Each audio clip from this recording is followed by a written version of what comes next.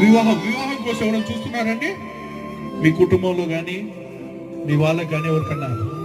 ఎందుకంటే ఈ స్థలంలో కొన్ని పెళ్లిళ్ళు దేవుడు చూపిస్తున్నాడు. తమ్ముళ్ళు నలుగురు అయితే ఒక్క ఆయనకి పెళ్లి అయింది, ఇంకా ముగ్గురు ఉన్నారు పెళ్లి. వాళ్ళకి పెళ్లి కావాలని చాలా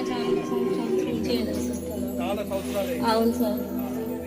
దేవుడు చెప్తున్నాడు, రాసి పెట్టుకోండి, 1 సంవత్సరం 2 నెలల లోపు అద్భుతంగా వివాహాలు జరిగిపోతాయి. నాకు ఈ మాటలు ఎప్పుడో చెప్పారా? మీ తమ్ముడికి పెళ్లిళ్ళు కావాలని చెప్పలేదు కదా. చూడండి దేవుని బిడ్డలారా, నేను అప్పటికి అన్నాను ఏమని? పెళ్లిళ్ళు జరుగుతాయని. ఏమన్నానండి ఇంతసేపు? పెళ్లిళ్ళు జరుగుతాయని. అమ్మ, ఎంతమంది తమ్ముడికి పెళ్లిళ్ళు కావాలి తల్లి? అంటే 3 పెళ్లిళ్ళు జరగాలి. చూడండి దేవుని బిడ్డలారా, ప్రభు హృదయాలు చూస్తున్న దేవుడు, ప్రభు హృదయాల్ని స్పందిస్తున్న దేవుడు.